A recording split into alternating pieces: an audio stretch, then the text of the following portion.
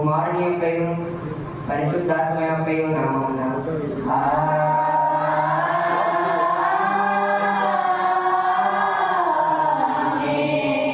నీ వెలుగును నీ సత్యమును బయలుదేరజేయము. అవి నాకు త్రోవ చూపును. అవి నీ పరిశుద్ధ పర్వతములను నీ నివాస స్థలములను నన్ను తోడుకొని వచ్చును. అప్పుడు నేను దేవుని బలిపీఠమునంతకు నాకు ఆనంద సంతోషములు కలిగి దేవుని యొద్దకు చేరేదవచ్చు. దేవా నా దేవా సితారా వాయించు నీ కృతజ్ఞత స్థుతులు చెల్లించడు.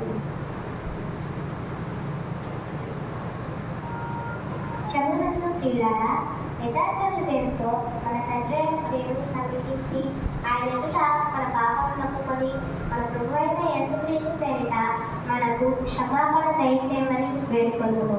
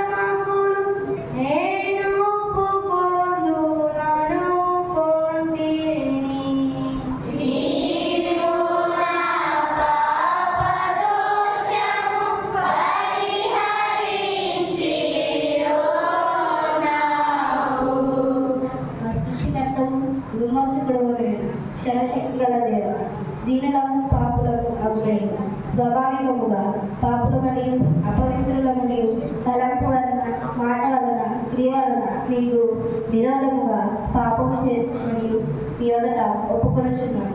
కావున మేము మా ప్రభు అయిన యేసుక్రీస్తు నిమిత్తమున నీ కృపను వెదకుచు వేడుకొనుచు మితిలేని కనికరము వల్ల నీ యొద్దకు ఆశ్చర్యమై వచ్చుచున్నాను. మా కొరకు చనిపోటకై మీ జగదయ్య కుమారుడిచ్చిన ఇళ్ళ గమనగల మమ్మల్ని కనికరించి ఆయన నిమిత్తమున మా సమస్త పాపములను క్షమాపణ దయచేయము. మేము గుర్తు చేయగా నిజ జీవం పొందినట్లు ఈ రుచి సరైన జ్ఞానము నీ వాక్యములకు తగిన విధేయతను నీ వృద్ధి పొందింపమని మా ప్రభు అయిన యేసుక్రీస్తు ద్వారా వేడుకుంటున్నాము. ఆమేన్. పరలోకపు తండ్రి యొక్క సర్వశక్తి గల దేవుడు మనల్ని కనికరించి మన కొరకు చనిపోవటకై తన ఏక కుమారుని ఇచ్చి ఆయన మూలమున మన పాపములన్నిటినీ క్షమించుచున్నాడు. ఆయన నామమునందు విశ్వాసం నుంచి వారికి దేవుని కుమారులకు అధికారం ఇచ్చుచు వారిని తన పరిశుద్ధాత్మ అనుగ్రహించును. నమ్మి బాప్తిస్ము పొందినవాడు రక్షింపబడును. ఓ ప్రభు ఈ రక్షణ మా అందరికీ దయచేయు.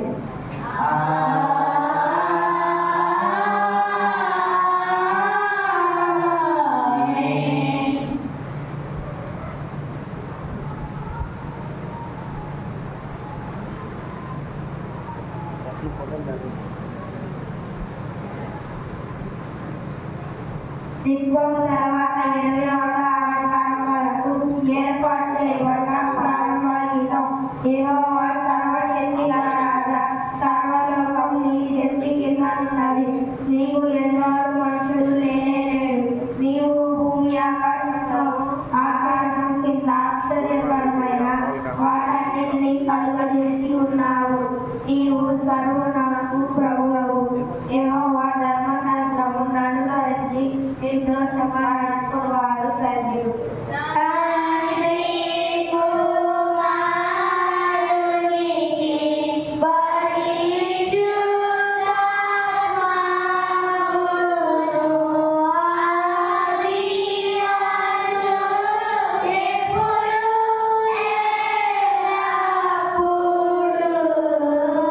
You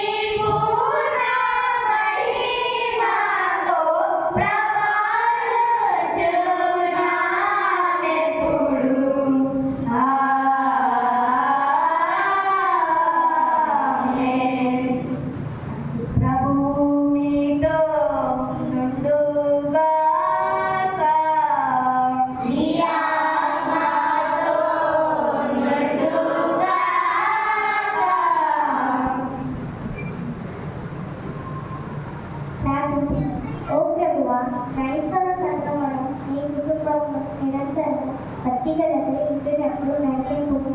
నీ సంరక్షణ చేత అతి వీరులన్నిటి నుండి తొలగి నీ నామాన్ని